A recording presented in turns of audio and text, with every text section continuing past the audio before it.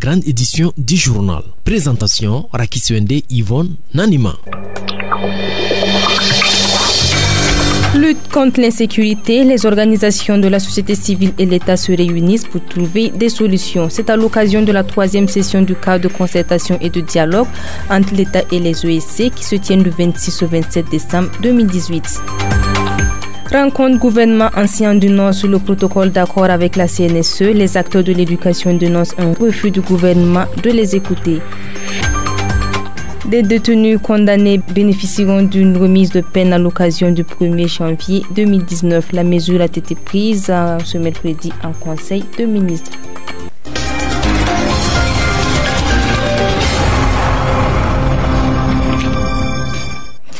Bienvenue à toutes et à tous à ce journal et merci de nous suivre. Ces informations en bref pour commencer. Le colonel-major Alain Laurent Bonkia n'est plus depuis ce mardi 25 décembre 2018. Ex-commandant de la 2e région militaire de Bobo-Dioulasso et des centres de formation des armées, il était en soins au centre hospitalier universitaire de Tengadgo, ex-hôpital Blaise Compaoré. Le colonel-major Bonkia occupait jusqu'à la date de son décès la fonction de conseiller du chef d'état-major général des armées. Selon le journal Jeune Afrique, Alain Laurent Bonkia est le dernier inculpé dans le dossier Thomas Sankara pour son implication présumée dans l'assassinat du président du Conseil national de la Révolution. Une inculpation intervenue juste après que la France ait transmis des documents d'archives à la justice burkinabé en novembre 2018 relatifs au dossier Sankara. Le Conseil des ministres de ce mercredi 26 décembre 2018 a, au titre du ministère de la Justice, adopté un décret portant remise de peine de détenus condamnés à l'occasion du 1er janvier 2019. Ainsi, 219 détenus auront une remise de reliquat de leur peine et 683 autres pour une remise partielle de peine allant de 3 à 8 mois. À noter que la Constitution, en son article 54, accorde au chef de l'État le droit de gracier chaque année des détenus. Les graciés sont choisis parmi ceux ayant purgé la moitié de leur peine en fonction de critères comme la précarité de leur santé, les mineurs pénales, l'âge avancé et l'intérêt porté aux travaux dans les unités de production.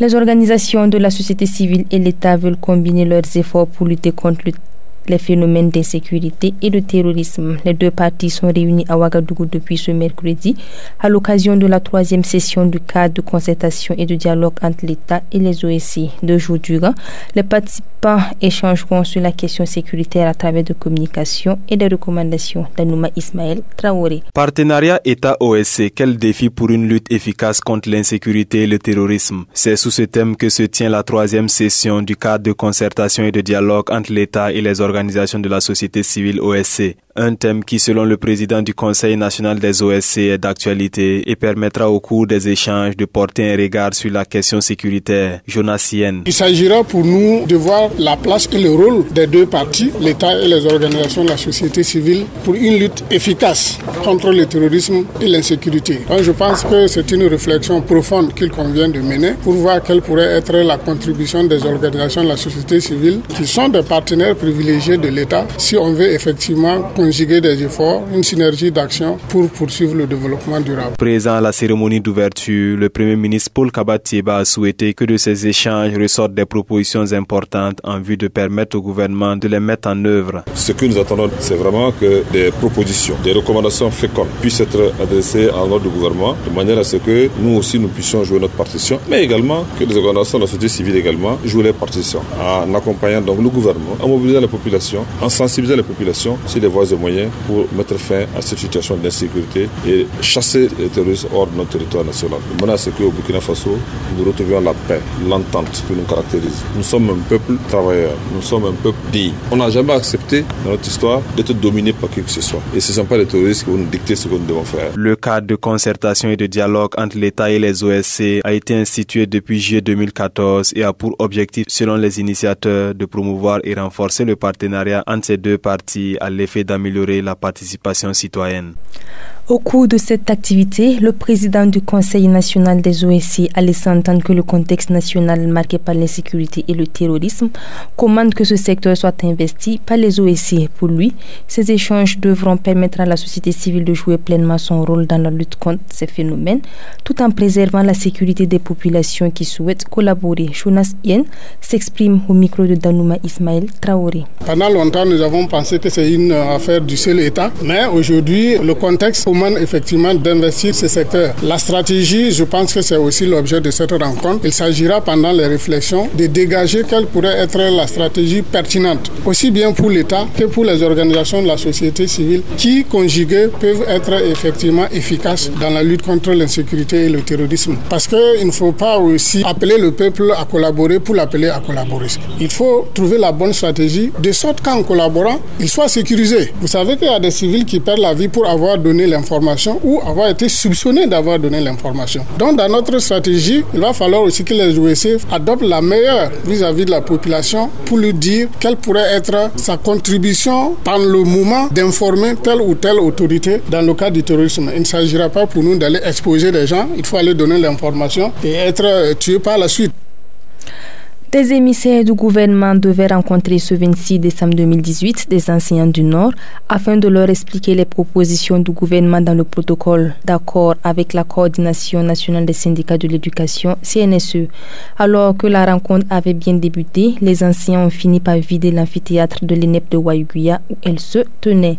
Cela s'explique par le refus des émissaires du gouvernement de donner la parole aux participants pour poser des questions et donner leur point de vue. L'enseignant Amadou Compaoré, témoin de la scène, nous explique comment ils sont arrivés au boycott de la rencontre. Il a été joint depuis Waïguya par Dasmane Nyangane. Une mission d'information et d'échange sur le protocole d'accord entre le gouvernement et la CNSE, signé le 27 janvier 2018, est venu de Ouagadougou ce matin dans le cadre d'échanger avec les enseignants. C'était au niveau de l'ENEP de Waïguya. Ce matin, ce qui s'est passé, ils ont d'abord fait une présentation de la tendance gouvernementale et celle syndicale. Et après, c'était le tour des échanges et des questions. Mais la mission a laissé entendre qu'elle était juste là pour donner des informations gouvernementales et que, à cet effet-là, ce n'était pas le lieu de poser des questions. Cela ayant agacé les participants qui croyaient que, en tout cas, la mission était venue pour des échanges et des questions et même des propositions qui pouvaient aller dans le sens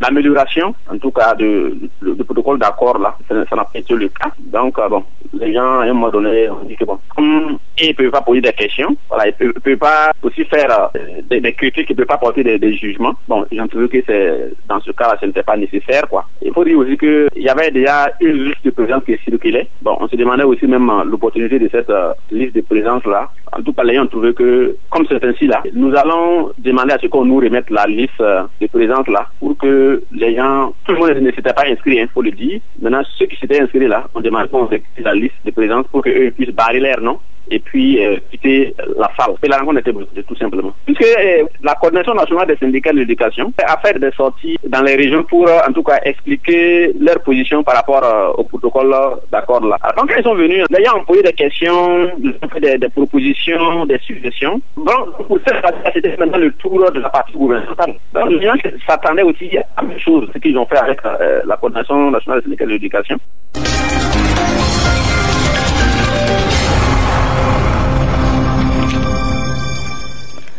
Nous poursuivons ce journal avec un mot de littérature pour dire que la nouvelle de l'écrivain Zakaria Gengane intitulée Niminga, un douanier hors pair, a été couronnée laurier de victoire par la Foire internationale du livre Philo. C'était à l'issue d'un concours littéraire lancé par le ministère de la Culture, des Arts et du Tourisme. À travers cette nouvelle, l'auteur plonge le lecteur dans une république imaginaire où la corruption et la conclusion sont érigées en règles de conduite. Joint par Idrissa Koumbem, Zakaria Gengane nous fait découvrir son œuvre. Niminga, un douanier hors pair, j'ai voulu diagnostiquer ce qui se passe dans ce secteur douanier-là en écrivant cette œuvre. En fait, comme je l'ai dit, ça a fait voyager le lecteur dans une imaginaire république, République démocratique des Gangla, ou la ère de Gangla, où règne en maître la corruption et la concussion. En fait, c'est des SAR qui sont entretenus, organisés au niveau politique, c'est-à-dire que tous les secteurs sont trempés et dès lors que vous avez une activité, si vous n'avez pas effectivement un pacte avec l'autorité en place qui vous aide effectivement soit à frauder, soit à ne pas payer les taxes, alors vous ne pouvez pas réussir donc dans ce pays-là. Et on a des richards qui ont le monopole du riz, soit du riz, du sucre. Et j'ai nommé un certain Bigit Sova là-bas, qui va avoir effectivement un problème avec un douanier hors pair, comme le titre de l'œuvre l'indique, parce que ce douanier-là va pas effectivement lésiner, marchander effectivement donc son intégrité. Il a, par sa combativité, son intégrité, démontré que on peut être seul ou peu nombreux effectivement dans un domaine et travailler effectivement à changer les choses. Voilà, c'est certainement le contenu de l'œuvre. Je crois qu'en disant, on va effectivement tirer beaucoup plus d'enseignements que le simple résumé que j'ai donné. Les fidèles chrétiens ont célébré ce mardi 25 décembre la fête de Noël. À la veille de cette fête, ils étaient nombreux à se rendre à la paroisse cathédrale de Ouagadougou pour la célébration eucharistique. Le cardinal Philippe Ouédraogo, qui a présidé la cérémonie, a dans son message appelé les gens au respect de la vie humaine face au phénomène de l'avortement. Il a également fait cas de la nécessité d'une gouvernance vertueuse. Découvrons le contenu du dit message avec Tangatigi Zongo. L'humanité reste confrontée à un certain nombre de pratiques telles l'euthanasie, l'homicide et l'avortement. C'est ce qui ressort du message du cardinal Philippe Ouédraogo, qui les qualifie de culture de la mort. Il a déploré de ce fait la pratique de l'avortement, considérée par l'Église comme un péché mortel. Selon lui, le phénomène est devenu préoccupant. Une certaine gouvernance mondiale, idéologique actuelle, tend à imposer une dictature de la pensée unique à tous les pays, c'est-à-dire promouvoir le principe d'avortement pour tous, sans restriction aucune. Au Burkina Faso, la banalisation toujours plus croissante de l'avortement et d'une mentalité abortive est préoccupante. À ce sujet, nous interpellons nos gouvernants à prendre des dispositions utiles avec discernement pour préserver notre nation de ce spectre de la culture de la mort. Le cardinal Philippe Ouédraogo a par la même occasion interpellé les autorités à promouvoir une gouvernance vertueuse dans la gestion de la chose publique. Tous les responsables à tous les niveaux doivent donner l'exemple de la bonne gouvernance dans la gestion de la chose publique, dans les marchés publics, le trafic d'influence et placer les hommes qu'il faut aux places qu'il faut et sanctionner les agents indélicats dans les administrations et promouvoir l'amour du travail bien fait avec professionnalisme, dévouement et loyauté. Pour terminer, il a encouragé les différents acteurs de la société burkinabé à toujours privilégier le dialogue en vue de trouver des solutions consensuelles face aux différents défis. En rapport toujours avec la célébration de la fête de Noël, les détenus ont saisi cette occasion pour évoquer les conditions de détention qu'ils jugent précaires à la maison d'arrêt et de correction de Ouagadougou, Mako. En ce sens, ils ont soumis des doléances au cardinal Philippe Ouédraogo qui est allé communier avec eux pour qu'il intercède auprès des autorités afin que leurs préoccupations soient prises en compte, celle de pouvoir bénéficier d'une amélioration des conditions de détention et de vie dans le milieu carcéral. Nous écoutons le représentant des détenus au micro de Idrissa Koumbem. Beaucoup a été fait pour que nous nous portions mieux. Mais papa, l'arbre ne devrait pas cacher la forêt. Nous saisissons cette heureuse occasion pour vous soumettre ce que nous avions dans le cœur. Père cardinal, peut-être que vous le savez déjà, l'administration pénitentiaire, le corps gestionnaire d'une manière générale, traverse une crise depuis au moins 2 mois. Nous vous demandons donc d'être notre intermédiaire, comme d'habitude, d'intercéder ou de plaider à qui de droit pour qu'une résolution adéquate et équitable soit trouvée pour le bien-être de nos enfants que nous sommes. Aussi, sollicitons votre intervention d'une manière générale pour que tous les détenus des différents quartiers puissent avoir accès aux célébrations eucharistiques tous les dimanches. En réalité, c'est pas qu'on n'a pas. On nous permet, mais c'est ce dimanche-là, l'autre quartier, l'autre dimanche, l'autre quartier. Et dans cette même lancée, Éminence, nous vous demandons de plaider encore. Pour l'aide de promenade que vous voyez comme ça, nous n'avons pas accès les week-ends. Demandez pardon et plaidez pour nous. Ça va plus nous faire du bien. Père cardinal, nous vous prions de vous investir auprès du premier magistrat de ce pays, de sorte que les grâces présidentielles atteignent une large personne des détenus. Ces 5 derniers mois, nous avons senti un peu élevé de décès au sein de cet établissement pénitentiaire. Il y a même d'autres qui purgeaient jusqu'à 18 ans, sur peut-être 20, mais ils n'ont pas bénéficié de permission. Vous êtes en état pour mieux se soigner. Nous vous demandons donc de plaider, de demander pardon quand il y a ce genre de maladie, de nous permettre de nous soigner véritablement.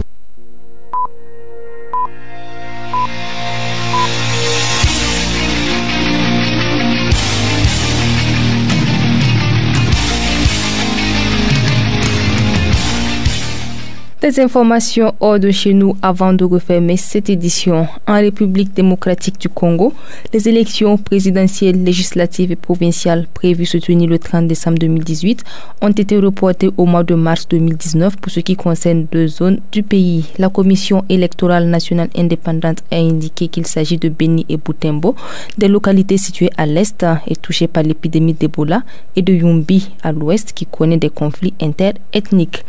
Un ressortissant ivoirien a été tué dimanche dernier dans la capitale tunisienne lorsque 2 hommes ont tenté de lui voler son téléphone portable. Ce crime a provoqué l'indignation de plusieurs Ivoiriens résidant dans le pays qui ont manifesté pour dénoncer le racisme dont ils sont victimes. L'Association des Tunisiens en Côte d'Ivoire, elle, de son côté, dans un communiqué, a qualifié cet acte de crime odieux. En Tunisie toujours, un journaliste de 32 ans s'est immolé par le feu dans la nuit du 24 au 25 décembre après avoir dénoncé les conditions de vie des habitants de sa région, étouffés par la pauvreté et la précarité. Son geste a provoqué des affrontements entre manifestants et forces de l'ordre dans la dite région. Les violences se sont reproduites après son enterrement ce mercredi, lorsque les habitants ont jeté des pierres et brûlé des pneus, forçant la police à faire usage de gaz lacrymogène. En Libye, 3 personnes ont perdu la vie et une vingtaine d'autres ont été blessées dans une attaque perpétrée ce mardi 25 décembre contre le ministère des Affaires étrangères. Cette attaque commise par 4 assaillants dont un kamikaze a été revendiquée par le groupe État islamique. Mesdames et messieurs, ainsi prend fin cette édition. Jonathan Nogo était du côté technique. Merci à toutes et à tous de nous avoir suivis.